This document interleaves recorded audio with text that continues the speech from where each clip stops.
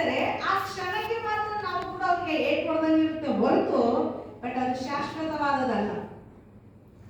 ಯಾಕಂದ್ರೆ ನೋಡಿ 1ನೇ ಕೊರಿಂಥದವರಿಗೆ ಬರೆದಂತ ಪತ್ರಿಕೆ 13ನೇ ಅಧ್ಯಾಯವನ್ನು 4ನೇ ವಚನವನ್ನು ನೋಡಿ, ಯಾರಾದ್ರೂ ಓದಿದ್ರೆ ప్రేమ దీర్ఘకాలం సహించును, దయ చూపించును, ప్రేమ మచ్చలపడదు, ప్రేమ డమ్మంగా ప్రవర్తించదు, అది ఉప్పమదు, అమర్యాదగా నడవదు, స్వప్రయోజనం విచారించకూడదు, త్వరగా కోపపడదు, అపకారము మనసులో ఉంచుకోలేదు, దుర్నీతి విషయమై సంతోషపడగా సత్యవంతుడు సంతోషించు, అన్నిటికీ పాల్గొనెను, అన్నిటినీ నమ్మును, అన్నిటినీ నిరీక్షించును, అన్నిటినీ ఓర్చును, ప్రేమ శాశ్వత కాలము ఉండదు. Amen, hallelujah. ಪ್ರೀತಿ ಹೇಗಿರುತ್ತೆ ಅಂದ್ರೆ ಶಾಶ್ವತ ಕಾಲವಾಗಿರುತ್ತದೆ. ಈ 4 ವರ್ಷ ಹೇಳುತ್ತದೆ ಪ್ರೀತಿ ಬಹು ತಾಳ್ಮೆಯುಳ್ಳದು. ಇವಾಗ ನಿಮ್ಮನ್ನು ನಿಂದಿಸುತ್ತಾ ಇದ್ರೆ ದೇವರ ನಿಮಿತ್ತವಾಗಿ ಅವರು ನಿಮ್ಮನ್ನು ನಿಂದಿಸುವುದಾದ್ರೆ ಬಹು ತಾಳ್ಮೆಯುಳ್ಳವರಾಗಿರಬೇಕು. ಅಥವಾ ನಿಮ್ಮ ಕುಟುಂಬದ ನಿಮಿತ್ತವಾಗಿ ನಿಮ್ಮನ್ನು ನಿಂದಿಸುತ್ತಾ ಇರುವುದಾದ್ರೆ ನೀವು ಬಹು ತಾಳ್ಮೆಯುಳ್ಳವರಾಗಿರಬೇಕು. ಅಥವಾ ನೀವು ಮಾಡಿರುವಂತ ಕೆಲಸಗಳಿಗೆ ಅವರು ನಿಮ್ಮನ್ನು ನಿಂದಿಸುತ್ತಾ ಇದ್ರೆ ನೀವು ಬಹು ತಾಳ್ಮೆಯುಳ್ಳವರಾಗಿರಬೇಕು. ನೀವು ಮಾಡಿರುವಂತ ಪ್ರಾರ್ಥನೆಗಳಿಗೆ ಒಂದು ವೇಳೆ ದೇವರು ಉತ್ತರ ಕೊಡುವಾಗ, ನ್ಯಾಯ ತೀರಿಸುವಾಗ, ದೇವರು ನಿಮ್ಮ ಪ್ರಾರ್ಥನೆಗಳಿಗೆ ಸದುತ್ತರವನ್ನು ಅನುಗ್ರಹಿಸಿ ನಿಮ್ಮನ್ನು ಬಿಡುಗಡೆ ಮಾಡುತ್ತಾ ಇರುವಾಗ ಅವರು ನಿಮ್ಮನ್ನು ನಿಂದಿಸುತ್ತಾರೆ. ಯಾಕೆ ಗೊತ್ತಾ? ಇವರು ಏನು ಮಾಡಿಲ್ಲ ಆದ್ರೂ ಇವರು ಉನ್ನತ ಮಟ್ಟಿಗೆ ಬಂದಿದ್ದಾರೆ. ಹಲ್ಲೆಲೂಯಾ. ಇವರು ಏನು ಮಾಡಿಲ್ಲ ಆಶೀರ್ವಾದ ಹೊಂದಿಕೊಂಡಿದ್ದಾರೆ, ಇವರು ಏನು ಮಾಡಿಲ್ಲ ಒಳ್ಳೆ ಸ್ಥಿತಿಯಲ್ಲಿ ಬಂದಿದ್ದಾರೆ ಅಂತ. ಇದೇ ನಾವು ಪ್ರೀತಿಯಲ್ಲಿ ಬಹು ತಾಳ್ಮೆಯುಳ್ಳವರಾಗಿದ್ರೆ ದೇವರೇ ನಮ್ಮನ್ನು ಹೆಚ್ಚಿಸುವಂತವನಾಗಿದ್ದಾನೆ. ನಾವು ಬಹು ತಾಳ್ಮೆಯುಳ್ಳವರಾಗಿದ್ರೆ ದುಷ್ಟನೇ ನಮ್ಮನ್ನು ಹುಡುಕಿ ಬಂದು ಕ್ಷಮಾಪಣೆಯನ್ನು ಕೇಳುವಂತವನಾಗಿರುತ್ತಾನೆ. Amen, hallelujah. ಪ್ರೀತಿ ದಯೆ ತೋರಿಸುವುದು, ಪ್ರೀತಿ ಹೊಟ್ಟೆ ಕಿಚ್ಚು ಪಡುವುದಿಲ್ಲ. ಈಗ ನಿಮ್ಮ ದುಷ್ಟನಿಗೆ ವಿರುದ್ಧವಾಗಿ ಕೆಲಸ ಮಾಡ್ತಾ ಇದ್ದೀರಿ ಅಂದ್ರೆ ನಿಮ್ಮ ವೈರಿಗಳಿಗೆ ವಿರುದ್ಧವಾಗಿ, ನಿಮ್ಮ ವೈರಿಗಳಿಗೆ ಹೀಗಾಗ್ಲಿ ಹಾಗಾಗ್ಲಿ ಅಂತ ನೀವು ಅನೇಕ ಬಾರಿ ಪ್ರಾರ್ಥನೆ ಮಾಡ್ತೀರಿ, ಅವ್ರಿಗೆ ಹಂಗಾಗ್ಲಿ ಹೀಗಾಗ್ಲಿ ಅಂತ ನೀವು ಬೇಡಿಕೊಳ್ಳುತ್ತೀರಿ. ಆದ್ರೆ ದೇವರ ಹೇಳ್ತಾನೆ ನೀವು ಪ್ರೀತಿಯಿಂದ ಇರಬೇಕು. ಪ್ರೀತಿಯು ಹೊಟ್ಟೆ ಕಿಚ್ಚು ಪಡುವುದಿಲ್ಲ, ಉಬ್ಬಿಕೊಳ್ಳುವುದಿಲ್ಲ, ಹೊಗಳಿಕೊಳ್ಳುವುದಿಲ್ಲ, ಮರ್ಯಾದೆಗೆಟ್ಟು ನಡೆಯುವುದಿಲ್ಲ, ಸ್ವಪ್ರಯೋಜನವನ್ನು ಚಿಂತಿಸುವುದಿಲ್ಲ, ಸಿಟ್ಟುಕೊಳ್ಳುವುದಿಲ್ಲ, ಅಪಕಾರವನ್ನು ಮನಸ್ಸಿನಲ್ಲಿ ಇಟ್ಟುಕೊಳ್ಳುವುದಿಲ್ಲ, ಅನ್ಯಾಯವನ್ನು ನೋಡಿ ಸಂತೋಷ ಪಡದೆ ಸತ್ಯಕ್ಕೆ ಜಯವಾಗುವಲ್ಲಿ ಸಂತೋಷ ಪಡುತ್ತದೆ. ಈ ಪ್ರೀತಿ ನಿಜವಾಗ್ಲೂ ನಿಮ್ಮ ಜೀವಿತದಲ್ಲಿ ಇದ್ದರೆ ನಿಮ್ಗೆ ಯಾವ ಶತ್ರು ಇರುವುದಿಲ್ಲ. ಸೈತಾನ ಒಬ್ಬನು ಬಿಟ್ರೆ ನಿಮ್ಗೆ ಬೇರೆ ಯಾವ ಶತ್ರು ಇರುವುದಿಲ್ಲ. ಇನ್ನೊಂದು, ನಿಮ್ಮ ಜೀವಿತದಲ್ಲಿ ಸೈತಾನ ಇಲ್ಲ ಅಂದ್ರೆ ನೀವು ಉನ್ನತ ಮಟ್ಟಿಗೆ ಬರುವುದಿಲ್ಲ. ಹಲ್ಲೆಲೂಯಾ. ನಿಮ್ಮ ಜೀವಿತದಲ್ಲಿ, ನಿಮ್ಮ ಕುಟುಂಬಗಳಲ್ಲಿ, ನಿಮ್ಮ ಸೇವೆಗಳಲ್ಲಿ, ನಿಮ್ಮ ವ್ಯಕ್ತಿಗತದಲ್ಲಿ ದುಷ್ಟನು, ಸೈತಾನನು, ವೈರಿಗಳು, ಶತ್ರುಗಳು ನಿಮ್ಮಲ್ಲಿ ಹೋರಾಡಲಿಲ್ಲ ಅಂದ್ರೆ ನೀವು ಉನ್ನತ ಮಟ್ಟಿಗೆ ಬರಲಿಕ್ಕೆ ಸಾಧ್ಯನೇ ಇಲ್ಲ. ಯಾಕೆ ಗೊತ್ತಾ? ನಾವು ಹೋರಾಡಿ ಜಯಿಸ್ಬೇಕು. ಈಗ ಒಂದು ಕಾಂಪಿಟೇಷನ್ ಅಲ್ಲಿ ಇಡ್ತಾ ಇದ್ದಾರೆ ಅಂತಂದ್ರೆ, ರನ್ನಿಂಗ್ ರೇಸ್ ನಲ್ಲಿ ಇಡ್ತಾ ಇದ್ದಾರೆ ಅಂದ್ರೆ ಫಸ್ಟ್ ಆಫ್ ಆಲ್ ನಾವು ಏನ್ ಮಾಡ್ಬೇಕು? ಪ್ರಾಕ್ಟೀಸ್ ಮಾಡ್ಬೇಕು. ಹೇಗೆ ಓಡ್ಬೇಕು ಅಂತೇಳಿ ನಮ್ಮ ಎನರ್ಜಿನ ಬೂಸ್ಟ್ ಮಾಡ್ಕೋಬೇಕು. ಎನರ್ಜಿ ಸುಮ್ಮನೆ ಬೂಸ್ಟ್ ಆಗುತ್ತಾ? ನಾವು ದಿನಾನು ನಡೀತಾ ಇರ್ಬೇಕು. ಒಂದಿನ ಅರ್ಧ ಕಿಲೋಮೀಟರ್, ಇನ್ನೊಂದ್ ದಿನ 1 ಕಿಲೋಮೀಟರ್, ಇನ್ನೊಂದ್ ದಿನ 2 ಕಿಲೋಮೀಟರ್, ಆ ರೀತಿಯಾಗಿ ನಾವು ದಿನ ನಮ್ಮ ವಾಕಿಂಗ್ ಅನ್ನು, ನಮ್ಮ ರನ್ನಿಂಗ್ ಅನ್ನು, ನಮ್ಮ ಜಾಗಿಂಗ್ ಅನ್ನು ನಾವು ಸ್ಪೀಡ್ ಮಾಡ್ತಾ ಇರುವಾಗನೇ ಅದೇನಾಗುತ್ತೆ, ಬಾಡಿನಲ್ಲಿ ಒಂದು ಎನರ್ಜಿಟಿಕ್ ಅನ್ನು, ಒಂದು ಫಿಟ್ನೆಸ್ ಅನ್ನು ಕೊಡ್ತದೆ. ನಮ್ಗೆ ಇಷ್ಟು ಮುಟ್ಟ ಓಡ್ಲಿಕ್ಕೆ ನಮಗೆ ಸಾಧ್ಯತೆ ಎಂಬುದನ್ನು, ನಮಗೆ ಒಂದು ಆತ್ಮವಿಶ್ವಾಸವನ್ನು ಕೊಡುತ್ತದೆ. ಫೈನಲ್ ಆಗಿ ಒಂದಿನ ನಮಗೆ ಆ ಕಾಂಪಿಟೇಷನ್ ಡೇ ಬಂದಾಗ ಒಂದು 10 ಮಂದಿ ನಿಂತಿರ್ತಾರೆ, 10 ಮಂದಿಯಲ್ಲಿ ನಾವು ಒಬ್ಬರಾಗಿರ್ತೀವಿ. ಆ 10 ಮಂದಿ ಅವರವರಾಗಿರುವಂತ ಎಫರ್ಟ್ ಮೇಲೆ ಅವರು ಜಯ ಹೊಂದಲಿಕ್ಕೆ ಸಾಧ್ಯ. ಹಾಗೆಯೇ ನಮ್ಮ ಮುಂದುಗಡೆ ಒಂದು ಗುರಿ ಇರ್ತದೆ, ನಮ್ಮ ಹಿಂದುಗಡೆ ಒಂದು ಶತ್ರು ಇರ್ತಾರೆ. ಈಗ ಶತ್ರು ನಮ್ಮನ್ನು ಬೆನ್ನತ್ತಲಿಲ್ಲ ಅಂದ್ರೆ ನಾವು ಮುಂದೋಡ್ಲಿಕ್ಕೆ ಆಗುದಿಲ್ಲ. ನಾವು ಮುಂದುಗಡೆ ಇರುವಂತ ಆಶೀರ್ವಾದ, ಜಯಮಾಲೆ ಕಿರೀಟವನ್ನು ಹೊಂದಿಕೊಳ್ಬೇಕು ಅಂತಂದ್ರೆ ಇಲ್ಲಿರುವಂತ ಶತ್ರುವನ್ನು ನೋಡಿ, ಶತ್ರು ನಮ್ಮನ್ನು ಹಿಂಬಾಲಿಸ್ತಾ ಇರ್ತಾನೆ. ಯಾಕೆ ಗೊತ್ತಾ? ನಾವ್ ಎಲ್ಲಿ ಕೆಳಗೆ ಬೀಳುತ್ತೇವೋ ನಮ್ಮನ್ನು ದುಬ್ಬಿ ಅದರ ಮೇಲೆ ಓಡಿ ಹೋಗ್ಬೇಕು ಅಂತೇಳಿ. ಹಾಗೆ ನಾವು ಏನ್ ಮಾಡ್ಬೇಕು ಗೊತ್ತಾ? ನಮ್ಮ ದಿನನಿತ್ಯದಲ್ಲಿ ದೇವರಲ್ಲಿ ಪ್ರಾರ್ಥನೆ ಮಾಡುವುದನ್ನು ನಾವು ಹೆಚ್ಚಿಸಬೇಕು. ಆತ್ಮದಲ್ಲಿ ನಂಬಿಕೆಯನ್ನು ಇರುವುದನ್ನು ಹೆಚ್ಚಿಸಬೇಕು. ವಿಶ್ವಾಸದಲ್ಲಿ ಹೆಚ್ಚಳ ಆಗಬೇಕು, ಪ್ರಾರ್ಥನೆಯಲ್ಲಿ ಹೆಚ್ಚಳ ಆಗಬೇಕು, ವಾಕ್ಯದಲ್ಲಿ ಹೆಚ್ಚಳ ಆಗಬೇಕು, ವಿಶ್ವಾಸದಲ್ಲಿ ಹೆಚ್ಚಳ ಆಗಬೇಕು. ಇವೆಲ್ಲ ನಾವು ಹೆಚ್ಚುಪಡಿಸಿಕೊಳ್ಳುತ್ತಾ ಬರುವಾಗ ಹೊಂದಿಕೊಳ್ಳಿಕ್ಕೆ ಸಾಧ್ಯ. ಒಂದು ವೇಳೆ ನಾವು ಆ ರೀತಿಯಾಗಿ ನಾವು ದೇವರ ಜಯ ಕಿರೀಟವನ್ನು ಹೊಂದಿಕೊಳ್ಳಕ್ಕೆ ಹೋಗದೆ, ಅಯ್ಯೋ ದುಷ್ಟನು ಬರ್ತಾ ಇದ್ದಾನೆ, ದುಷ್ಟನ ಮುಗಿಸ್ಬಿಟ್ಟು ನಾನು ಮುಂದೆ ಹೋಗ್ತೀನಿ ಅಂದ್ರೆ ಸಾಧ್ಯನೇ ಇಲ್ಲ. ಅವನ ಹಿಂದೆ ಬರ್ತಾ ಇದ್ದಾನೆ, ನಾವು ಮುಂದೆ ಹೋಗ್ಲಿಕ್ಕೆ ಆಗ್ತದೆ. ಅವ ಹಿಂದೆ ಬರಲಿಲ್ಲ ಅಂದ್ರೆ ನಾವು ಅಲ್ಲೇ ನಿಂತ್ಬಿಟ್ಟು, ಬರ್ತಾ ಇದ್ದಾನಲ್ಲ, ನಿಂತಿದ್ದಾನಲ್ಲ, ಇಲ್ಲಿ ನಾವು ಸ್ವಲ್ಪ ಆರಾಮಾಗಿ ಹೋಗೋಣ ಅಂತೇಳಿ ನಾವೇನಾಗ್ತೀವಿ, ಬೇಕಾಗ್ಬಿಟ್ಟು. ಈಗ ಮೂಕದವ ಏನಾಗಿದೆ, ಅವನಲ್ಲೇ ಅಲ್ಲೇ ಇದ್ದುಕೊಂಡು, ಅವನಲ್ಲಿ ಎಷ್ಟೋ ವರ್ಷ ಕಾಲ ಇದ್ದುಕೊಂಡು ಅವನು ಅನುಭವಿಸಬೇಕಾಗಿರುವಂತ ಆಶೀರ್ವಾದಗಳು, ಆ ವ್ಯಕ್ತಿ, ಆ ಮನುಷ್ಯರು ಅನುಭವಿಸಬೇಕಾಗಿರುವಂತ ಆಶೀರ್ವಾದಗಳು, ಬಿಡುಗಡೆಗಳು, ಸಂತೋಷ, ಸಮಾಧಾನ, ನೆಮ್ಮದಿಯನ್ನು ಕಾಣಲಾರದ ಹಾಗೆ ಆ ಮುಖದವ ಏನ್ ಮಾಡಿಟ್ಟಿದೆ, ಅವನ ಬಾಯಿಯನ್ನು, ಅವನ ಕಿವಿಯನ್ನು, ಅವನ ತುಟಿಯನ್ನು, ಅವನ ನಾಲಿಗೆಯನ್ನು ಕಟ್ಟಿಟ್ಟು ಅದು ಏನ್ ಮಾಡಿದೆ, ಆ ಕಾಂಪಿಟೇಷನ್ ಅಲ್ಲಿ ಹೊಂದ್ಕೊಳ್ಳಿಕ್ಕೆ ಆಗಲಾರ್ದ ಹಾಗೆ, ಆ ಪ್ರೀತಿಯನ್ನು ತೋರಿಸ್ಲಿಕ್ಕೆ ಆಗಲಾರ್ದ ಹಾಗೆ ಅದೆಲ್ಲವನ್ನು ಕಟ್ಟಿಟ್ಕೊಂಡಿದೆ. ದುಷ್ಟನ ಕಾರ್ಯಗಳು ಯಾವಾಗಲೂ ಏನ್ ಗೊತ್ತಾ, ಇವರು ದೇವರ ರಾಜ್ಯಕ್ಕೆ ಸೇರಬಾರದು. ಇವರು ದೇವರ ರಾಜ್ಯಕ್ಕೆ ಸೇರಿದರೆ ಇವ್ರ ಜೊತೆಗೆ ಒಂದು 100 ಆತ್ಮಗಳನ್ನು ತಗೊಂಡು ಹೋಗ್ತಾರೆ. ಅದಕ್ಕೆ ಮೊದಲು ನಾನಿಲ್ಲಾದಂತ ಸ್ಥಳದಲ್ಲಿ ಇವ್ರು ಯಾರು ಕೂಡ ಇರಕೂಡದು. ನನಗಿಲ್ಲಾದಂತ ಘನತೆ, ನನಗಿಲ್ಲಾದ ಮರ್ಯಾದೆ, ನನಗಿಲ್ಲಾದ ಮಾನವು ಇವ್ರು ಯಾರಿಗೂ ಸಿಗಬಾರದು ಎಂಬ ಒಂದೇ ಉದ್ದೇಶದಿಂದ ಅವ್ನು ಏನ್ ಮಾಡ್ತಾ ಇದ್ದಾನೆ, ಪದೇ ಕುಟುಂಬಗಳಲ್ಲಿ, ವ್ಯಕ್ತಿಗತ ಜೀವಿತದಲ್ಲಿ ಪ್ರತಿಯೊಬ್ಬರಲ್ಲೂ ದುಷ್ಟನ ಒಂದು ಕಾರ್ಯ ಮಾಡ್ತಾ ಇರ್ತಾನೆ. ಅವ್ರು ನಿನ್ನ ಬೈದ್ರಲ್ಲ, ನಿನ್ನ ನಿಂದಿಸಿದ್ರಲ್ಲ, ನಿಮ್ಗೆ ಅವಮಾನ ಪಡಿಸಿದ್ರಲ್ಲ, ನೀನ್ ಯಾಕೆ ಮತ್ತೆ ಅವ್ರಿಗೆ ಹೋಗಿ ಒಳ್ಳೇದ್ ಮಾಡ್ತೀಯ, ನೀನ್ ಯಾಕೆ ಅವ್ರಿಗೆ ಮತ್ತೆ ಹೋಗಿ ಸಹಾಯ ಮಾಡ್ತೀಯ, ನೀನ್ ಯಾಕೆ ಅವ್ರಿಗೆ ಮತ್ತೆ ಹೋಗಿ ಅವ್ರಿಗೆ ಹೆಲ್ಪ್ ಮಾಡ್ತೀಯ ಅಂತಾಗಿ ದುಷ್ಟನು ಸ್ವಲ್ಪ ದಾರಿ ಕೊಡ್ತಾ ಇರುವಾಗ ನಾವು ಏನ್ ಮಾಡ್ತಾನೆ, ನಮ್ಮ ಒಳಗಡೆ ಬಂದು ಪ್ರವೇಶ ಮಾಡಿ ನಮ್ಮ ಆತ್ಮವನ್ನು ನಾಶಪಡಿಸಿಬಿಡುತ್ತಾನೆ. ನೋಡ್ರಿ, ಪರಲೋಕ ರಾಜ್ಯದಲ್ಲಿ ನಿಮ್ಮ ಆತ್ಮವು ಶುದ್ಧವಾಗಿದ್ರೆ, ನಿಮ್ಮ ಆತ್ಮವು ದೇವರ ಚಿತ್ತಾನುಸಾರವಾಗಿ ನಡೆದರೆ, ನಿಮ್ಮ ಆತ್ಮವು ಶುದ್ಧೀಕರಿಸಲ್ಪಟ್ರೆ, ನಿಮ್ಮ ಆತ್ಮವು ದೇವರಿಗೆ ವಿಧೇಯತ್ವವನ್ನು ತೋರಿಸಿದ್ರೆ, ನಿಮ್ಮ ಆತ್ಮವು ದೇವರ ಅನ್ಕೊಂಡ ರೀತಿಯಲ್ಲಿ ಇದ್ದರೆ ದೇವರ ರಾಜ್ಯಕ್ಕೆ ಸೇರುತ್ತದೆ. ಅಂದ್ರೆ ದುಷ್ಟನು ನಮ್ಮ ಕೈಗಳನ್ನು ಮುರಿಯುವುದರಿಂದನೋ ಅಥವಾ ನಮ್ಮ ಕಾಲುಗಳನ್ನು ಮುರಿಯುವುದರಿಂದನೋ ಅಥವಾ ನಾವು ಶರೀರದಲ್ಲಿ ಯಾವುದೇ ಅವಯವರು ಮುರಿದ್ರು ಕೂಡ ಸಾಕು, ಅವನು ಪರಲೋಕ ರಾಜ್ಯಕ್ಕೆ ಹೋಗ್ಲಿಕ್ಕೆ ಆಗುದಿಲ್ಲ ಅಂತ ಅನ್ಕೊಳ್ಳಲ್ಲ. ಅವ್ರು ಅನ್ಕೊಳ್ಳೋ ಟಾರ್ಗೆಟೇ ಒಂದೇ ಒಂದು, ಆತ್ಮ ಬಂಧಿತವನು. ಅವನು ಆತ್ಮ ಬಂಧಿಸುವುದಕ್ಕಾಗಿ ಬಂದಿದ್ದಾನೆ. ಆದ್ರೆ ನಮ್ಮ ದೇವರಾದ ಯೆಹೋವನು ತನ್ನ ಒಬ್ಬನೇ ಮಗನಾದ ಯೇಸು ಕ್ರಿಸ್ತನನ್ನು ನಮಗಾಗಿ ಮೂಲಕ್ಕೆ ಕಳಿಸಿದ್ದಾನೆ. ಯಾಕೆ?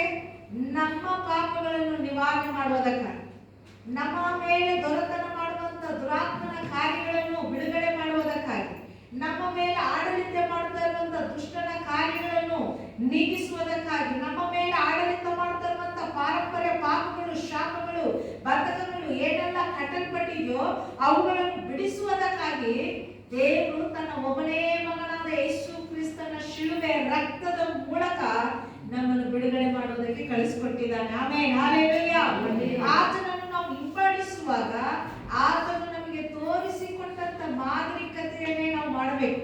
ಆತನು ನಮಗೆ ತೋರಿಸಿಕೊಟ್ಟಂತ ವಿಧದಲ್ಲಿಯೇ ನಾವು ನಡೆಯಬೇಕು.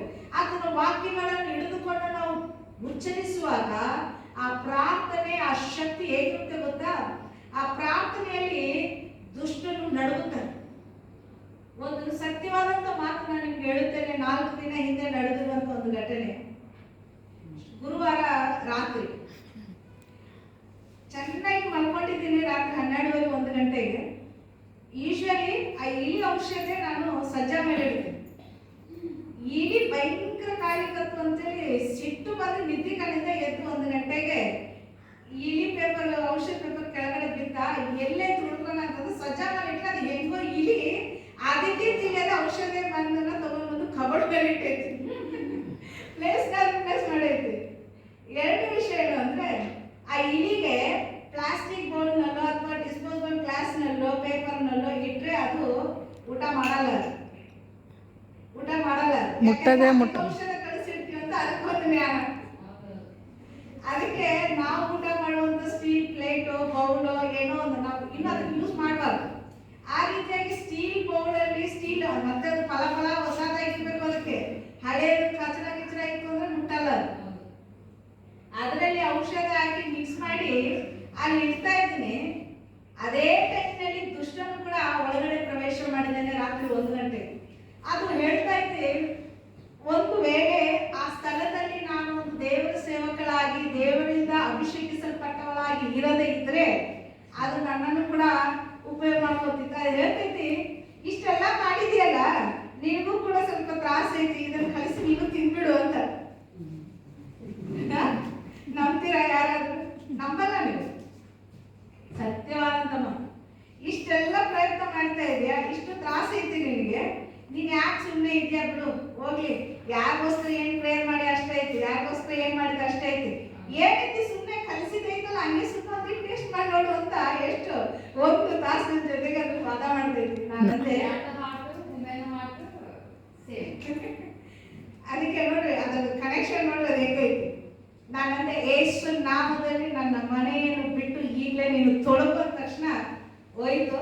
ಹೋಗಿ ಬೆಳಗ್ಗೆ ನೋಡ್ತಾ ಇದ್ದೀನಿ, ಒಂದು 5-6 ಇಲಿಗಳು ನಮ್ಮ ಮನೆ ಭಾಗದಲ್ಲಿ ಸತ್ತಿದ್ದೈತಿ. ಹಲ್ಲೆಲೂಯಾ. ಯಾಕೆ ಈ ವಿಷಯ ಅಂತ ಇದ್ದೀನಿ ಅಂದ್ರೆ, ಬೆಳಗ್ಗೆ ನಾನು ನಮ್ಮ ಅಕ್ಕ ಹೇಳಿದೆ, ಅವ್ರಿಗೆ ಹಿಂದಿನ ದಿನ ಇಲಿ ಬಾಳ ಕಾಡ್ತಿದ್ದಿ, ಹುಡುಗಿ ಏನಾದ್ರೂ ಹೆಚ್ಚು ಕಡೆ ಮಾಡ್ಕೊಂಡೈತೆ ಅಂತ ಅವ್ರು ಚಿಂತಿ. ನಾನಂದೆ, ಹಿಂಗಾಗೈತೆ ಅಕ್ಕ ಅಂದ್ರೆ ನನಗೂ ಯಾಕೋ ಹಂಗೆ ಅನಿಸ್ತು ನೋಡು, ಈ ಹುಡುಗಿ ಏನಾದ್ರು ಹೆಚ್ಚು ಕಡೆ ಮಾಡ್ಕೊಂಡ್ರೆ ಏನ್ ಮಾಡೋದು ಅಂತ. ಇಷ್ಟಕ್ಕೆಲ್ಲ ಇಲಿಗೋಸ್ಕರ ಯಾವಾರ ಸಾಯ್ತಾನ ಅಂತ. ಭೂಮ್ಯಾಕಾಶಗಳನ್ನು ಉಂಟು ಮಾಡದಂತ ಸರ್ವಶಕ್ತನಾದ ದೇವರು ನಮ್ಮ ಜೊತೆ ಇರ್ಬೇಕಾದ್ರೆ, ಆತನು ನಮ್ಮ ಪರವಾಗಿ ನಿಂತಿರುವಾಗ, ಆತನು ನಮ್ಮ ಹಿತಚಿಂತಕನಾಗಿರುವಾಗ ನಮ್ಮನ್ನು ಬೆಂಕಿಯಲ್ಲಿ ಪುಟಕ್ ಹಾಕಿದ್ದಾನೆ. ಬೆಂಕಿಯಲ್ಲಿ ಪುಟಕ್ ಹಾಕಿದ್ದಾನೆ. ಪುಟಕ್ ಹಾಕಿರುವಾಗ ಶೋಧನೆಯಲ್ಲಿ ನಾವು ಬೀಳುವಾಗ ನೋವಿರುತ್ತೆ, ಒದ್ದಾಟ ಇರುತ್ತೆ, ಕಣ್ಣೀರಿರುತ್ತೆ, ವೇದನೆ ಇರುತ್ತೆ, ನೋವಿರುತ್ತೆ, ಅವಮಾನ ಇರುತ್ತೆ, ನಿಂದೆ ಇರುತ್ತೆ, ದುಃಖ ಇರುತ್ತೆ, ಹೇಳಲಿಕ್ಕೆ ಆಗಲಾರದಷ್ಟು ಕಷ್ಟಗಳು ಕೂಡ ನಮ್ಮ ತಲೆ ಮೇಲೆ ಇರುತ್ತೆ. ಆದರೆ ಅದನ್ನು ಮೀರಿ ನಾವು ಹೊರಗಡೆ ಬರುವಾಗ ಪ್ರಜ್ವಲಿಸುವಂತವರಾಗಿರ್ತೇವೆ. Amen, hallelujah. ಈ ಮೂಕದವ್ವ ಆವತ್ತು ರಾತ್ರಿ ನನ್ನ ಜೊತೆಗೆ ಮೌನವಾಗಿ ಮಾತಾಡಕ್ಕೆ ಪ್ರಯತ್ನ ಪಡ್ತು. ಯಾಕೆ ನಿನಗಿದು ಅಂತ. ಕಣ್ಣಲ್ಲಿ ಕಣ್ಣೀರು ಕೂಡ ಸುರಿಸಲಿಕ್ಕೆ ತಾಕತ್ತು ಇಲ್ಲದ ರೀತಿಯಲ್ಲಿ ನನ್ನನ್ನು ಅಷ್ಟು ಮೌನವಾಗಿರಿಸೋದಕ್ಕೆ ಪ್ರಯತ್ನ ಪಡ್ತು. ದೇವರು ಒಂದೇ ಒಂದು ಮಾತನ್ನು, ನಾನು ನಿನ್ನ ಜೊತೆಗಿದ್ದೇನೆ, ನಾನು ನಿನ್ನ ಸಂಗಡ ಇದ್ದೇನೆ, ನಾನು ನಿನ್ನನ್ನು ಈ ಜನಾಂಗಗಳಿಗಿಂತಲೂ ರಾಜ್ಯಕ್ಕಿಂತಲೂ ನಾನು ಈ ದಿನ ನಿನ್ನನ್ನು ನೇಮಿಸಿದ್ದೇನೆ ಎಂದಾಗ ಯೆರೆಮೀಯನನ್ನು ನೋಡುವಾಗೆಲ್ಲ ದೇವರು ನನಗೆ ಹೇಳ್ತಿರ್ತಾನೆ, ನಾನು ನಿನ್ನನ್ನು ನೇಮಿಸಿದೆ ಜನಾಂಗಗಳ ಮೇಲೂ ರಾಜ್ಯಗಳ ಮೇಲೂ, ನಿನ್ನನ್ನು ಕಟ್ಟುವುದಕ್ಕೂ ಹಾಳು ಮಾಡುವುದಕ್ಕೂ ನಾಶಪಡಿಸುವುದಕ್ಕೂ ಕಿತ್ತುವುದಕ್ಕೂ ನೆಡುವುದಕ್ಕೂ ನಾನು ನಿನ್ನನ್ನು ನೇಮಿಸಿದ್ದೇನೆ, ನಿನ್ನನ್ನು ಹೆಸರಿಟ್ಟು ಕರೆದಿದ್ದೇನೆ, ತಾಯಿಯ ಗರ್ಭದಲ್ಲಿಯೇ ನಾನು ನಿನ್ನನ್ನು ನೋಡಿದ್ದೇನೆ, ಕಂಡಿದ್ದೇನೆ, ನಾನು ನಿನ್ನನ್ನು ರೂಪಿಸಿಕೊಂಡಿದ್ದೇನೆ ಎಂದಾಗಿ ಆ ವಾಕ್ಯ ಪದೇ ಪದೇ ಯಾವಾಗೆಲ್ಲ ನಾನು ಕಷ್ಟದಲ್ಲಿ ಮುಳುಗಿರ್ತೇನೋ, ಯಾವಾಗೆಲ್ಲ ನಷ್ಟದಲ್ಲಿ ಮುಳುಗಿರ್ತೇನೋ, ದೇವರು ನನ್ನನ್ನು ಆ ವಾಕ್ಯವನ್ನು ಕೊಟ್ಟು ನನ್ನನ್ನು ಚೈತನ್ಯಗೊಳಿಸುತ್ತಾನೆ. ಆ ವಾಕ್ಯವನ್ನು ಇಟ್ಟುಕೊಂಡು ಹೇಳಿದೆ, ದೇವರು ನನ್ನ ಅಧಿಕಾರವನ್ನು ಕೊಟ್ಟಿದ್ದಾನೆ, ಯೇಸು ನಾಮದಲ್ಲಿ ತೊಳೆದು ಹೋಗುವ ತಕ್ಷಣ ಅದು ಹೋಗ್ಬಿಡುತ್ತೆ. ಹಲ್ಲೆಲೂಯಾ. ಇವತ್ತು ನಿಮ್ಮ ವ್ಯಕ್ತಿಗತ ಜೀವಿತದಲ್ಲಿ, ನಿಮ್ಮ ಕುಟುಂಬಗಳಲ್ಲಿ ಕೂಡ ಅನೇಕ ಸಂದರ್ಭಗಳಲ್ಲಿ, ಅನೇಕ ಸ್ಥಳಗಳಲ್ಲಿ ಮೂಕದವಗಳು ಮೌನವಾಗಿರಿಸುತ್ತಾ ಇದೆ. ಅದು ಯಾವ ರೀತಿಯಾಗಿರುತ್ತದೆ ಅಂತಂದ್ರೆ, ಪ್ರಾರ್ಥನೆ ಮಾಡಲಿಕ್ಕೆ ಆಗಲಾರದ ಹಾಗೆ, ಆತ್ಮೀಯತೆಯಲ್ಲಿ ಜಯ ಹೊಂದಲಿಕ್ಕೆ ಆಗಲಾರದ ಹಾಗೆ, ಸ್ತುತಿಯನ್ನು ಎತ್ತಲಿಕ್ಕೆ ಆಗಲಾರದ ಹಾಗೆ, ಬಿಡುಗಡೆಯನ್ನು ನೋಡಲಿಕ್ಕೆ ಆಗಲಾರದ ಹಾಗೆ ಆ ಮೂಕದವಗಳು ಏನ್ ಮಾಡುತ್ತಂತೆ, ನಮ್ಮ ಕಿವಿಗಳನ್ನು ಬಂಧಿಸುತ್ತದೆ, ನಮ್ಮ ಮಾತುಗಳನ್ನು ಉಚ್ಚರಿಸಲಿಕ್ಕೆ ಆಗಲಾರದ ಹಾಗೆ ನಮ್ಮ ನರಗಳನ್ನು ಹಿಡಿಯುತ್ತದೆ. ಅಲ್ಲಿ ದೇವರು ಆ ದೆವ್ವವನ್ನು ಬಿಡಿಸಿದ ತಕ್ಷಣ ಆ ಮೂಕದವು ಬಿಟ್ಟು ಹೋಯಿತು. ಅನೇಕ ಸಂದರ್ಭಗಳಲ್ಲಿ, ಅನೇಕ ವಿಷಯಗಳಲ್ಲಿ ದೇವರು ಪ್ರಾರ್ಥನೆ ಮಾಡಿದ ತಕ್ಷಣ, ಮುಟ್ಟಿದ ತಕ್ಷಣ, ನೋಡಿದ ತಕ್ಷಣ, ಅವರು ನೆರಳು ಮುಟ್ಟಿದ ತಕ್ಷಣ, ಅವರು ತುದಿ ವಸ್ತ್ರ ಮುಟ್ಟಿದ ತಕ್ಷಣ ಅನೇಕ ರೋಗಗಳು, ದೆವ್ವಗಳು ಬಿಟ್ಟು ಹೋಯಿತು. ಅದೇ ದೇವರನ್ನು ಬಳಸುತ್ತಾ ಇದ್ದೇವೆ, ಅದೇ ದೇವರ ವಾಕ್ಯವನ್ನು ಕೈಯಲ್ಲಿ ಇಟ್ಕೊಂಡಿದ್ದೇವೆ, ಅದೇ ದೇವರ ವಾಕ್ಯವನ್ನೇ ನಾವು ಉಚ್ಚರಿಸುತ್ತಾ ಇದ್ದೇವೆ. ಆದರೆ ಏನಿಲ್ಲ ನಮ್ಮಲ್ಲಿ, ಅದರ ಸಾರ ಇಲ್ಲ, ಅದರ ಒಂದು ನೀರು ಇಲ್ಲ, ರಸಭರಿತವಾದಂತ ಒಂದು ಜೀವಿತ ಇಲ್ಲ. ನಮ್ಮ ಜೀವಿತದಲ್ಲಿ ಹೇಗಿರಬೇಕು ಅಂತಂದ್ರೆ, ದೇವರ ಆತ್ಮಾಭಿಷೇಕವು ತುಂಬಿದವರಾಗಿ, ದೇವರಲ್ಲಿ ವಿಶ್ವಾಸವುಳ್ಳವರಾಗಿ, ದೇವರ ವಾಕ್ಯದಲ್ಲಿ ಬೇರೂರಿದವರಾಗಿ, ದೇವರ ಪ್ರೀತಿಯಲ್ಲಿ ನೆಲೆಗೊಂಡವರಾಗಿರಬೇಕು. ಅದರಲ್ಲಿ ನೆಲೆಗೊಂಡಿರುವಾಗನೇ, ಆ ಪ್ರೀತಿಯಲ್ಲಿ ನೆಲೆಗೊಂಡಿರುವಾಗ ಏನಾಗುತ್ತಂತೆ, ನಮ್ಮ ಚಿಕ್ಕ ಚಿಕ್ಕ ವಿಷಯಗಳು ಕೂಡ ಪ್ರೀತಿಯಲ್ಲಿ ನೆಲೆಗೊಂಡಿರುವಾಗ ದೇವರ ಪ್ರೀತಿಯನ್ನು ಕಾಣುವಂತದಾಗಿ. ಹಲ್ಲೆಲೂಯಾ. ಆ ದೇವರ ಪ್ರೀತಿಯನ್ನು ನಾವು ನೋಡುವಾಗ ಹೇಗಿರುತ್ತೆ ಅಂದ್ರೆ, ಇವತ್ತಿಗೂ ನಮ್ಮ ಕುಟುಂಬಗಳಲ್ಲಿ ನಾವು ಒಂದು 10 ನಿಮಿಷ 15 ನಿಮಿಷ ಜಗಳ ಮಾಡ್ಕೊಂತೇವೆ, ಮತ್ತೊಂದು ತಾಸು ಆದ ತಕ್ಷಣ ಮತ್ತೆ ಸಾಧಾರಣವಾಗಿ ಮಾತಾಡ್ಕೋತೀವಿ. ಇಡೀ ಫ್ಯಾಮಿಲಿ ಅಷ್ಟೇ, ಒಂದು 5 ನಿಮಿಷ 10 ನಿಮಿಷ ಜಗಳ ಮಾಡ್ಕೊಂತೇವೆ, ಒಂದಿನ ಸುಮ್ಮನೆ ಇರ್ಬೋದು, ಬಹುಶಃ ಬಹಳ ಸಿಟ್ಟಾಯ್ತು, ಇಲ್ಲ ಅವ್ರಿಗೆ ಗೊತ್ತಾಗ್ಬೇಕು ಅಂದ್ರೆ ಒಂದು ರಾತ್ರಿ ಅಷ್ಟೇ. ಮತ್ತೆ ಮಾರದಿನ ಬೆಳಗ್ಗೆ ಅಂದ್ರೆ ಏನಾಯ್ತು ಅಂತಾರೆ, ಏನಕ್ಕ ಅಂತಾರೆ, ಏನನ್ನ ಅಂತೀವಿ. ಮತ್ತೆ ಅವ್ರು ಎಷ್ಟೇ ಸಿಟ್ಟಲ್ಲಿದ್ರ ಪಟ್ ಅಂತ ಹೇಳಿ ಪ್ರೇಯರ್ ಮಾಡ್ಕೊಂಡು ಮತ್ತೆ ಅವ್ರಿಗೆ ಚಾ ಮಾಡೋದೇನು, ನಾಷ್ಟ ಮಾಡೋದೇನು, ಅಡಿಗೆ ಎಲ್ಲ ಬರೀ ಊಟ ಮಾಡ್ಕೊಂಡು. ಯಾಕೆ ಗೊತ್ತಾ? ಪ್ರೀತಿ ನಮ್ಮಲ್ಲಿ ಇದ್ರೆ ದುಷ್ಟನ ಒಳಗಡೆ ಬರ್ಲಿಕ್ಕೆ ಸಾಧ್ಯವಿಲ್ಲ. ಹಲ್ಲೆಲೂಯಾ. ನಿಮ್ಮ ಕುಟುಂಬಗಳಲ್ಲಿ ಮೂಕದವ್ವಗಳು ಏನಾದ್ರೂ ಇರುವುದಾದ್ರೆ, ನಿಮ್ಮ ಜೀವಿತದಲ್ಲಿ ನಿಮ್ಮ ಭವಿಷ್ಯತ್ತನ್ನು ಹಾಳು ಮಾಡುತ್ತಾ ಇರುವುದಾದ್ರೆ ಗೊತ್ತಿರುತ್ತೆ, ಮಾತಾಡಲಿಕ್ಕೆ ಆಗಲಾರದಂತ ಸಂದರ್ಭಗಳು ಎಷ್ಟೋ ಇರುತ್ತೆ. ಆದರೆ ನೀವು ನಿಮ್ಮ ತುಟಿಗಳನ್ನು ತೆರೆದು, ನಿಮ್ಮ ನಾಲಿಗೆಯನ್ನು ತೆರೆದು ದೇವರ ಕಡೆಗೆ ತಿರುಗಿಕೊಂಡು ಆತನ ಪಾದದ ಬಳಿಗೆ ಕೂತುಕೊಂಡು ಪ್ರಾರ್ಥನೆ ಮಾಡುವುದಾದ್ರೆ, ಎಂತ ಬಂಧಕಗಳೇ ಆಗಿದ್ರು ಕೂಡ ಕರ್ತನು ನಿಮ್ಮನ್ನು ಬಿಡುಗಡೆ ಮಾಡುವಂತವನಾಗಿದ್ದಾನೆ. ಅದಕ್ಕೆ ಮೊಟ್ಟ ಮೊದಲನೇ ಒಂದು ವಿಷಯ ಏನು? ಪ್ರೀತಿ ಪ್ರತಿಯೊಬ್ಬರಲ್ಲಿ ನೆಲೆಗೊಂಡಿರಬೇಕು. ಯಾಕಂದ್ರೆ ದೇವರು ಕೂಡ ನಮ್ಮ ಮೇಲೆ ಪ್ರೀತಿ ಇರಲಿಲ್ಲ ಅಂತಂದ್ರೆ ಆತನ ಈ ಲೋಕಕ್ಕೆ ಬರ್ತಿರ್ಲಿಲ್ಲ. ತಂದೆಯಾದ ದೇವರು ಯೇಸು ಕ್ರಿಸ್ತನನ್ನು ಈ ಲೋಕಕ್ಕೆ ಕಳಿಸ್ತಿರ್ಲಿಲ್ಲ. ಅನೀತಿವಂತರಾಗಿದ್ದಂತ ನಮ್ಮನ್ನು ತನ್ನ ಪರಿಶುದ್ಧ ರಕ್ತವನ್ನು ಸುರಿಸಿ ನೀತಿವಂತರಾಗಿ ಮಾಡ್ತಿರ್ಲಿಲ್ಲ. ಹೌದಲ್ಲ? ಇವಾಗ ಪ್ರೀತಿ ಇರುವುದರಿಂದನೇ ದೇವರಿದೆಲ್ಲವನ್ನು ದೇವರು ನಮಗೆ ಮಾಡಿದ್ದಾನೆ. ಆ ಪ್ರೀತಿ ನಮ್ಮ ಜೀವಿತದಲ್ಲಿ, ನಮ್ಮ ಹೃದಯದಲ್ಲಿ, ನಮ್ಮ ಕುಟುಂಬಗಳಲ್ಲಿ, ನಮ್ಮ ಕೆಲಸಗಳಲ್ಲಿ, ನಮ್ಮ ಸೇವೆಗಳಲ್ಲಿ ನಾವನ್ನ ಉಪಯೋಗ ಮಾಡಬೇಕು. ಆ ಪ್ರೀತಿ ಇತ್ತು ಅಂತಂದ್ರೆ ಯಾವ ದುಷ್ಟನು ಒಳಗಡೆ ಪ್ರವೇಶಿಸಲಿಕ್ಕೆ ಆಗುವುದೇ ಇಲ್ಲ. ಹಲ್ಲೆಲೂಯಾ. ದೇವರು ನಿಮ್ಮನ್ನು, ನಿಮ್ಮ ಕುಟುಂಬಗಳನ್ನು ಪ್ರೀತಿ ಭರಿತವಾಗಿ ತುಂಬಿಸಲಿ. ಯಾಕೆಂದ್ರೆ ಅವನು ನಮ್ಮನ್ನು ನಾಶಪಡಿಸುವುದಕ್ಕಾಗಿ, ನಮ್ಮನ್ನು ಹಾಳು ಮಾಡುವುದಕ್ಕಾಗಿ, ಕೊಯ್ಯುವುದಕ್ಕಾಗಿ, ನಾಶಪಡಿಸುವುದಕ್ಕಾಗಿ ಬರ್ತಾನೆ ಹೊರತು ಮತ್ತೆ ಯಾವುದಕ್ಕೆ ಅವನು ಬರುವುದಿಲ್ಲ ಎಂಬುದಾಗಿ ಯೋಹಾನ ಸುವಾರ್ತೆ 10ನೇ ಅಧ್ಯಾಯದ 10ನೇ ವಚನದಲ್ಲಿ ಹೇಳುತ್ತಾರೆ. ಆದ್ರೆ ನಮಗಾಗಿ ಪ್ರಾಣ ಕೊಟ್ಟಂತ ದೇವರು, ಒಳ್ಳೆಯ ಕುರುಬನು ಹೇಗೆ ಬರುತ್ತಾನಂತೆ? ಮುಂಭಾಗದಲ್ಲಿ ಬರುತ್ತಾನೆ, ಕಲ್ಲಣ್ಣನ ಹಿಂಭಾಗದಲ್ಲಿ ಬರುವಂತನಾಗಿ. ಆದ್ರೆ ನಾವು ಹಿಂಭಾಗವಾಗಿ ಹೋಗ್ತಾ ಇದ್ದೇವಾ, ಮುಂಭಾಗವಾಗಿ ಹೋಗ್ತಾ ಇದ್ದೇವಾ ಎಂಬುದನ್ನು ಕೂಡ ನಾವು ಪರೀಕ್ಷಿಸಿ ನೋಡಬೇಕು. ಯಾಕೆಂದ್ರೆ ನಾವು ಪರಲೋಕ ರಾಜ್ಯದಲ್ಲಿ ಹೋಗುವಾಗ ಮುಂಭಾಗದಲ್ಲಿ ರಾಜ್ಯದ ಒಂದು ಮಹಿಮ ವಸ್ತ್ರದಿಂದ ದೇವರು ಶಬ್ದಗಳು ಹೇಗಿರುತ್ತೆ ಅಂದ್ರೆ, ಒಂದು ತುತ್ತೂರಿಯ ಶಬ್ದದಿಂದ ಒಂದು ಮದುವೆ ಮನೆಗೆ ಅಥವಾ ಮದುವೆಗೆ ಹೋಗ್ತಾ ಇದ್ದೀವಿ ಅಂತಂದ್ರೆ ಆ ಮದುಮಕ್ಕಳನ್ನು ಮಂಟಪಕ್ಕೆ ಕರ್ಕೊಂಡು ಹೋಗ್ಬೇಕಾದ್ರೆ ಎಲ್ಲರೂ ಸೈಲೆಂಟ್ ಆಗಿ ಬರ್ರಿ, ಮೌನವಾಗಿ ಮೌನಾಂಜಲಿ ಸಲ್ಲಿಸೋಣ ಅಂತ ಹೇಳ್ತಾರ? ಇಲ್ಲ. ಅದು ಒಂಥರ ಸಂತೋಷ, ಸಂಭ್ರಮ, ವೈಭವ ಇರುತ್ತೆ. ಅದೇ ರೀತಿಯಾಗಿನೇ ದೇವರು ಕೂಡ ನಮ್ಮನ್ನು ತನ್ನ ಪರಲೋಕ ರಾಜ್ಯಕ್ಕೆ ಸೇರಿಸಿಕೊಳ್ಳುವಾಗ ಆಡಂಬರದಿಂದ, ಮಹಾ ಸಂತೋಷದಿಂದ, ಉತ್ಸಾಹಗಳಿಂದ ನಮ್ಮನ್ನು ಸೇರಿಸಿಕೊಳ್ಳುವಂತವನಾಗಿದ್ದಾನೆ. ಹಾಗೆ ನಾವು ಕೂಡ ಆತನ ಸನ್ನಿಧಾನಕ್ಕೆ ಬರುವಾಗ, ಆತನ ವಾಕ್ಯವನ್ನು ಕೇಳುವಾಗ, ಆತನ ವಾಕ್ಯವನ್ನು ನಾವು ಹಿಂಬಾಲಿಸುವಾಗ ಸಂತೋಷದಿಂದಲೂ ಸಮಾಧಾನದಿಂದಲೂ ನೆಮ್ಮದಿಯಿಂದಲೂ ಪ್ರವೇಶಿಸುವಾಗನೇ ದೇವರು ನೂತನವಾದಂತ ಕಾರ್ಯಗಳನ್ನು ನಮ್ಮ ಜೀವಿತದಲ್ಲಿ ಮಾಡುವಂತವನಾಗಿದ್ದಾನೆ. ನೂತನವಾದ ಬಾಗಿಲುಗಳನ್ನು ತೆರೆಯುವಂತವನಾಗಿದ್ದಾನೆ. ಯಾಕೆಂದ್ರೆ ಆತನು ತೆರೆಯುವಂತ ಬಾಗಿಲುಗಳು ಆಶೀರ್ವಾದ ಬಾಗಿಲುಗಳು, ಆತನು ತೆರೆಯುವಂತ ಬಾಗಿಲುಗಳು ಸಮಾಧಾನದ ಬಾಗಿಲುಗಳು, ಆತನು ತೆರೆಯುವಂತ ಬಾಗಿಲುಗಳು ಆರೋಗ್ಯದ ಬಾಗಿಲುಗಳು. ಆತನ ಮೇಲೆ ಮಾತ್ರನೇ ನಾವು ನಂಬಿಕೆ ಇಡಬೇಕು, ಆತನ ಮೇಲೆ ಮಾತ್ರನೇ ನಾವು ನಿರೀಕ್ಷೆ ಇಡಬೇಕು, ಆತನ ಮೇಲೆ ಮಾತ್ರನೇ ನಾವು ನಂಬಿಕೆ ಇಡಬೇಕು, ಆತನ ಮೇಲೆ ಮಾತ್ರನೇ ನಮ್ಮ ದೃಷ್ಟಿ ಇಡಬೇಕು. ಯಾವುದರ ಮೇಲೆ ನಾವು ನಂಬಿಕೆ ಇಡಕೂಡದು. ಮನುಷ್ಯರ ಮೇಲೆ ನಾವು ಒಂದ್ ಮೇಲೆ ನಂಬಿಕೆ ಇಟ್ಟರು ಕೂಡ ಮನುಷ್ಯನ ಏನ್ ಮಾಡ್ತಾನೆ? ನಮ್ಮದೇ ಆಗಿರುವಂತ ಆಶೀರ್ವಾದಗಳನ್ನು, ನಮ್ಮದೇ ಆಗಿರುವಂತ ಟ್ಯಾಲೆಂಟ್ ಅನ್ನು, ನಮ್ಮದೇ ಆಗಿರುವಂತ ಒಂದು ಕೈ ಕೆಲಸ, ಒಂದು ಕಲೆಯನ್ನು ಕದ್ದುಕೊಂಡು ಹೋಗ್ಬಿಡ್ತಾನೆ. ನಾಳೆ ನಮ್ಗೆ ಏನಿಲ್ಲದಂಗೆ ಆಗುತ್ತೆ. ಆದ್ರೆ ನಮ್ಮ ಕಡೆಯಿಂದ ಕದ್ದುಕೊಳ್ಳಿಕ್ಕೆ ಆಗಲಾರದ ಒಂದು ಸೊತ್ತು ಅಂದ್ರೆ ದೇವರ ಸತ್ಯವಾಕ್ಯ, ದೇವರ ಅಭಿಷೇಕವು, ದೇವರ ಪ್ರಸನ್ನತೆ. ನಮ್ಮ ಪ್ರಾರ್ಥನೆಯಲ್ಲಿ ನಾವು ನೆಲೆಗೊಂಡಿರುವಾಗನೇ ದೇವರು ನಮಗೆ ಜಯವನ್ನು ಅನುಗ್ರಹಿಸುವಂತವನಾಗಿದ್ದಾನೆ. ಹಾಗಾದ್ರಿಂದ ಪ್ರಿಯ ದೇವರ ಮಕ್ಕಳೇ, ನಿಮ್ಮ ಕುಟುಂಬಗಳಲ್ಲಿ ಎಷ್ಟೇ ಕಷ್ಟ ಇರಲಿ, ಎಷ್ಟೇ ನಷ್ಟ ಇರಲಿ, ಎಷ್ಟೇ ನಿಂದೆಗಳು, ಅವಮಾನಗಳು, ಕಣ್ಣೀರುಗಳು, ವೇದನೆಗಳಿರಲಿ, ಆದರೆ ನಿಮ್ಮಲ್ಲಿ ಇರುವಂತ ಪ್ರೀತಿ ಮಾತ್ರ ಎಂದಿಗೂ ಬಿದ್ದು ಹೋಗಲಾರದ ಹಾಗೆ ನೋಡಿಕೊಂಡಿರಿ. ಆ ಪ್ರೀತಿ ಬಿದ್ದು ಹೋಯ್ತಂದ್ರೆ ಮತ್ತೆ ಅದು ಕಟ್ಟಲಿಕ್ಕೆ ಬಹಳ ಕಷ್ಟ. ಯಾಕಂದ್ರೆ ಆ ಪ್ರೀತಿ ಬಿದ್ದು ಹೋಯ್ತಂದ್ರೆ ದುಷ್ಟನೊಂದು ಬೀಜವನ್ನು ಬಿದ್ದು ಬಿಡುತ್ತಾನೆ. ಆ ದುಷ್ಟನ ಬೀಜವು ಬೇಗನೆ ಫಲಿಸ್ಬಿಡ್ತದೆ. ಒಳ್ಳೆದು ಫಲ ಕೊಡ್ಬೇಕು ಅಂದ್ರೆ ಬಹಳ ಕಡಿಮೆ, ಬಹಳ ಲೇಟ್ ಆಗುತ್ತೆ, ತಡ ಆಗುತ್ತೆ. ಆದ್ರೆ ದುಷ್ಟನು ಬಿತ್ತುವಂತ ಬೀಜ ಮಾತ್ರ ಅದು ಕಹಿಯಾಗಿರುತ್ತದೆ, ಕೆಟ್ಟ ವಾಸನೆಯಾಗಿರುತ್ತದೆ. ಆಮೇಲೆ ಅದು ಸುತ್ತಮುತ್ತಿರುವಂತ ಒಳ್ಳೆ ಗಿಡಗಳನ್ನು ಕೂಡ ಅದು ನಾಶಪಡಿಸುವಂತದ್ದಾಗಿರ್ತದೆ. ಆದ್ರೆ ಒಳ್ಳೆ ಬೀಜ ಬಿತ್ತಬೇಕು, ಫಲ ಕೊಡಬೇಕು ಅಂದ್ರೆ ಟೈಮ್ ಆಗುತ್ತೆ, ಸಮಯ ಆಗುತ್ತೆ, ಆದ್ರೆ ಅದು ಶಾಶ್ವತವಾಗಿರುತ್ತದೆ.